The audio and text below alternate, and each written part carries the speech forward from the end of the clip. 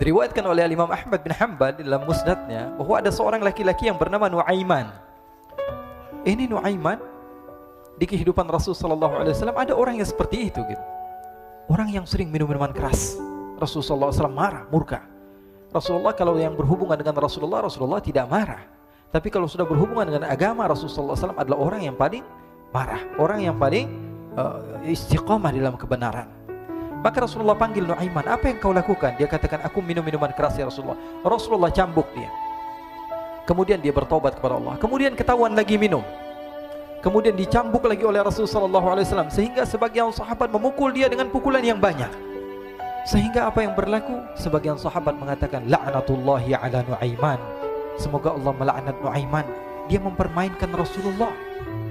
Dia bilang sudah mau taubat tapi minum lagi. Dia bilang sudah mau taubat tapi minum lagi. Maka Rasulullah SAW mengatakan, la tal'anuh fa innahu yuhibbullaha wa rasulah. Kata Rasulullah, jangan kamu laknat Nuaiman, karena dia itu cinta sama Allah, cinta sama Rasulnya. Dalam riwayat dia dicintai Allah dan dicintai oleh Rasulnya Muhammad sallallahu alaihi wasallam. Ibn Majah menceritakan bahwa Nuaiman ini pernah suatu waktu diajak oleh Sayyidina Abu Bakar pergi ke negeri Syam. Negeri Syam itu di mana? Seperti yang diceritakan tadi, antara daerah Suria, Lebanon, Yordania, kemudian Palestina. Daerah seperti itu. Umumnya orang Quraisy pada masa itu mereka memiliki rihlah berdagang, membeli dagangan ke Syam, kemudian dijual lagi di kota Makkah. Ketika itu Rasulullah SAW didatangi Abu Bakar. Sayyidina Abu Bakar mengatakan kepada Rasulullah, ya Rasulullah, saya mau izin ya Rasulullah. Mau apa? Saya mau ajak dua sahabat kamu ini ikut berdagang ya Rasulullah. Siapa kata Rasul? Nuaiman. Kata Rasulullah SAW, Nuaiman kamu mau ajak? Mau ngapain? Biar seru-seruan aja ya Rasulullah. Kata Rasulullah, ya sudah, saya izinkan kamu bawa Nuaiman. Ketika itu Sayyidina Abu Bakar membawa Nuaiman sama satu sahabat namanya Suwaibid ibn Harmalah. Siapa namanya? Suwaibid ibn Harmalah. Ini sahabat Rasulullah SAW yang memiliki sifat yang berbeda-beda. Kalau Nuaiman ini aneh. Pernah Rasulullah SAW dibawain makanan banyak, dikasih Rasulullah, dikasih sahabat semua. Semuanya sudah makan, tiba-tiba si Nuaiman ini, sahabat Nabi Nuaiman mengatakan kepada Rasulullah, ya Rasulullah, ini yang penjualnya, tolong kau yang bayar ya Rasulullah. Makanan udah habis. Makanan udah habis, Rasulullah SAW bingung, saya yang bayar. Akhirnya Rasulullah katakan kepada sahabat, ayo keluarkan uang, kita patungan, kita bayar.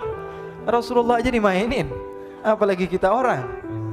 Sallu ala Nabi Muhammad.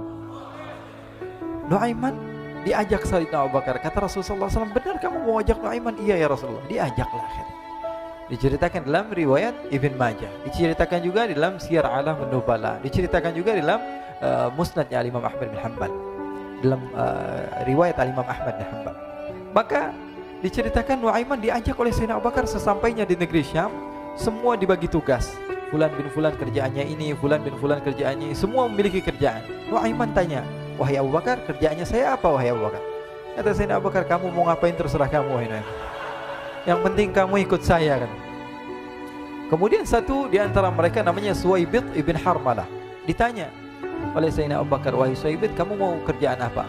Kata Suwaibid, terserah kamu wahai Abu Bakar. Kata Sayyidina Abu Bakar, kamu menjaga makanan, karena saya tahu kamu ini adalah orang yang senantiasa menjaga amanah. Suwaibid ini kalau disuruh maju dia maju, disuruh mundur dia mundur, disuruh ke kanan dia ke kanan, disuruh ke kiri dia ke kiri. Orang yang ikut aja. Kalau Nuaiman beda, disuruh maju dia ke belakang, kasih sen kanan ke kiri belok. Nuaiman itu orang yang berbeda. Maka Suwaibid mendapatkan tugas, semua mendapatkan tugas kecuali Nuaiman. Sehingga ikhwani, apa yang berlaku, apa yang terjadi? Sayyidina Abu Bakar pergi sibuk dengan kesibukannya, sehingga datanglah waktu siang. Nuaiman sudah lapar. Nuaiman cari makanan. Dia nggak punya uang, diajak Sayyidina Abu Bakar tapi tidak diberikan uang. Sehingga dia cari-cari makanan. Dia tahu Suwaibid yang jaga makanan. Dikatakan, wahai Suwaibid, saya mau makan, berikan kepada saya satu roti saja. Yang terpenting apa? Saya makan sekarang, saya sudah lapar. Kata Suwaibid, ya Allah Nuaiman, kita tunggu Abu Bakar saja sehingga dia datang, karena ini amanat. Amanat dari Abu Bakar, saya tidak boleh berikan kepada siapapun kecuali atas izin Abu Bakar. Kata Nuaiman, kasih saya makanan, kalau tidak saya bikin masalah sama kamu. Merah wajahnya Suwaibid, karena dia tahu, jangankan saya, Rasulullah aja dimainin. Bingung, apa yang harus saya lakukan? Akhirnya Nuaiman bilang, gampangannya aja, kata Nuaiman, kamu kasih saya makanan, atau kalau tidak saya bikin masalah sama kamu. Bingung Suhaib pikir panjang. Setelah itu dia katakan, ya sudah Nuaiman, saya tetap mau jaga amanah Abu Bakar, karena saya takut ini adalah perintahnya Allah, perintahnya Rasulullah SAW, dan perintah daripada Abu Bakar sahabatnya Nabi. Kata Nuaiman, kalau memang begitu kamu maunya, ya sudah, berarti kamu ngajakin berantem sama saya. Nuaiman pergi ke pasar. Dia cari-cari tempat penjualan hamba sahaya. Dia lihat-lihat beberapa hamba sahaya. Ini berapa harganya? Ini katanya 10 qalanis. Ini berapa? Ini harganya, hitungan orang zaman dahulu, kita sih hitung seperti dirham, berapa ratus dirham gitu, 200 dirham. Yang ini berapa? 300 dirham. Yang ini berapa harga hamba sahaya? 300 dirham. Harganya antara 300, 200 sampai 100. Kemudian Nuaiman mengatakan kepada penjual hamba sahaya tersebut, saya punya juga hamba sahaya, tapi saya jual cuma 20 dirham saja, murah. Katanya, apa benar ada hamba sahaya harganya segitu? Iya, karena dia punya aib, ada kekurangan. Apa? Nanti kalau kalian tangkap, dia bakalan teriak, saya ini bukan hamba sahaya tapi orang merdeka. Akhirnya semua orang berkumpul mau beli. Ini Nuaiman sama Nuaiman diajak ke Suhaib bin Harmalah tadi.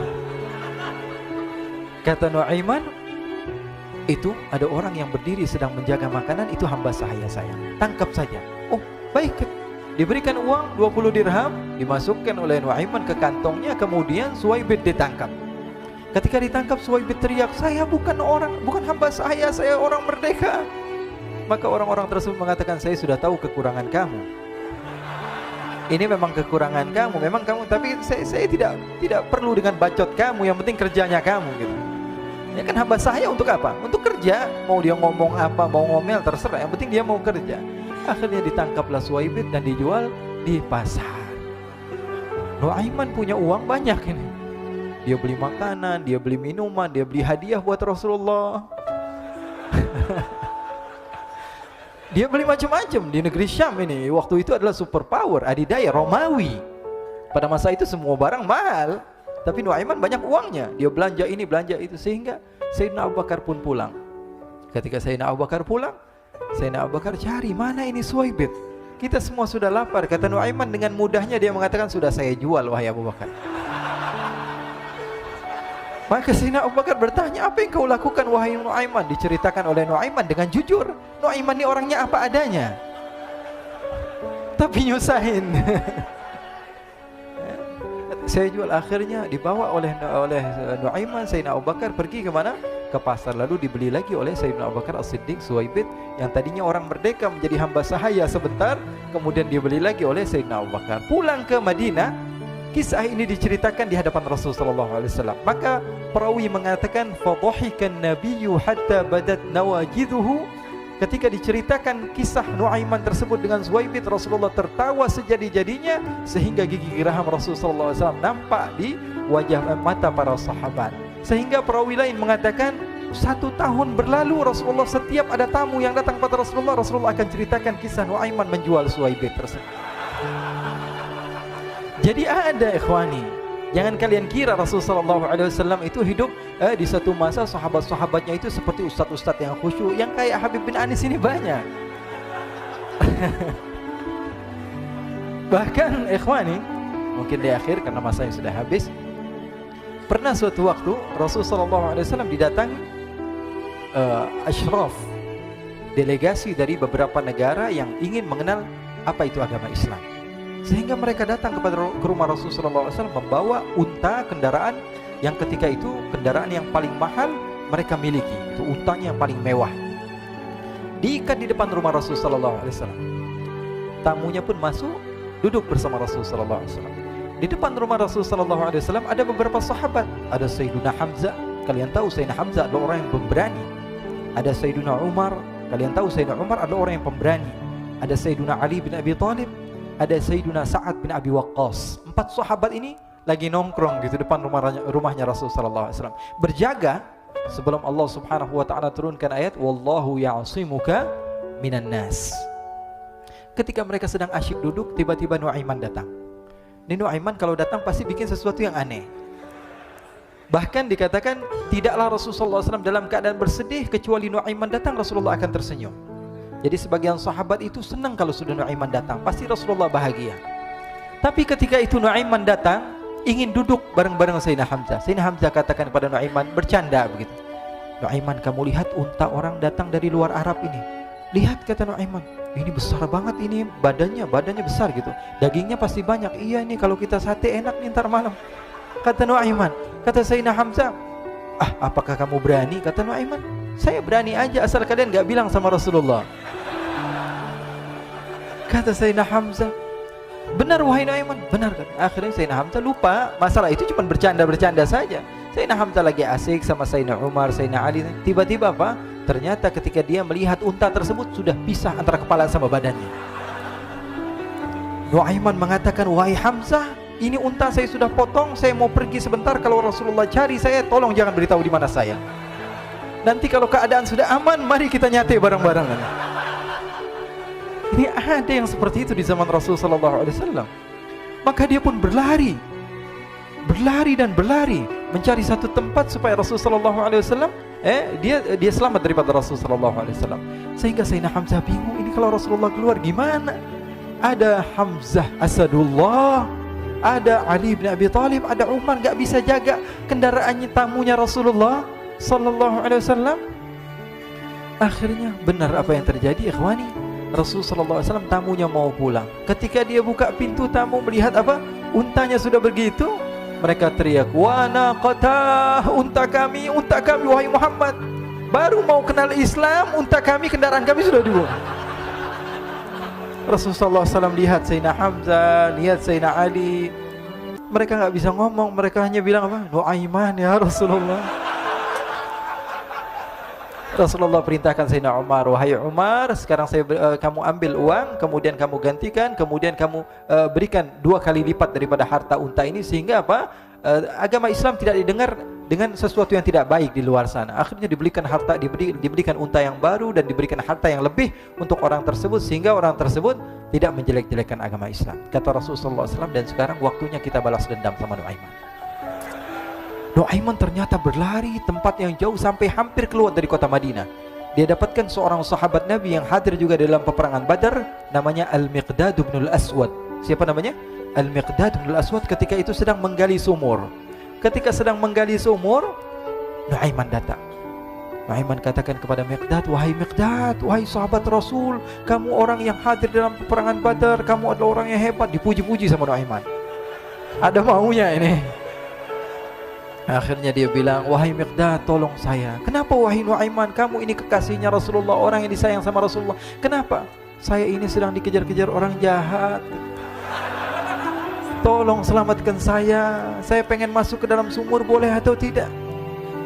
Kata Miqdad, siapa yang mengejar kamu? Pokoknya saya dikejar sama orang-orang. Kamu mau atau tidak selamatkan saya? Ya sudah, selagi kamu itu adalah sahabat Nabi, silahkan kamu masuk. Masuk akhirnya Nuaiman ke dalam sumur tersebut. Lalu Nuaiman mengatakan, wahai Miqdad, dia keluar lagi. Nanti kalau ada yang cari saya, tolong jangan beritahu saya di dalam sumur ya. Kata Miqdad, baiklah. Kata Nuaiman, siapapun yang bertanya tentang saya, kamu tidak akan kasih tahu. Iya, kata. Walaupun Rasulullah yang tanya saya. Katanya, enggak mungkin Rasulullah datang ke tempat sejauh ini. Iya, walaupun Rasulullah. Akhirnya masuk Nuaiman. Setelah beberapa menit Rasulullah dan rombongan benar datang. Miqdad bingung ini. Ini kenapa Rasulullah datang ke RW kami ini? Ada apa ini Rasulullah sampai sejauh ini? Ditanya, ya Rasulullah, ada apa ya Rasulullah? Kata Rasulullah, saya cari Nuaiman. Di mana Nuaiman? Innalillah, kata Miqdad. Enggak dijawab ini Rasulullah. Kalau dijawab saya ingkar janji. Akhirnya apa dia katakan? Wahai Rasulullah, mata saya tidak memandang kepada Nuaiman, tapi tangannya nunjuk ke dalam sumur. Sahabat. Apa dia bilang? Mata saya tidak melihat kepada Nuaiman, tapi tangannya nunjuk ke sumur. Akhirnya dibuka sama Rasulullah, Nuaiman muncul. Kata Rasulullah, Nuaiman, kamu bikin malu saya, wahai Nuaiman. Ya Rasulullah, yang bersalah bukan saya, tapi orang yang mencari saya bersama kamu ya Rasulullah. Akhirnya Rasulullah nengok siapa, ternyata Nuaiman sudah lari kabur. Sallu ala Nabi Muhammad. Kisah-kisah seperti ini sebenarnya banyak sekali ya. Ini menunjukkan kepada kita bahwa kehidupan Rasulullah itu begitu indah. Rasulullah SAW, kalau kamu mau menjadi orang yang baik, contoh Rasulullah. Mau menjadi bapak yang baik, contoh Rasulullah. Mau menjadi pemimpin peperangan yang baik, Rasulullah. Mau menjadi murid yang terbaik, contoh Rasulullah. Bagaimana akhlak Rasulullah. Mau menjadi suami yang baik, contoh Rasulullah. Dalam segala hal, apapun itu Rasulullah SAW.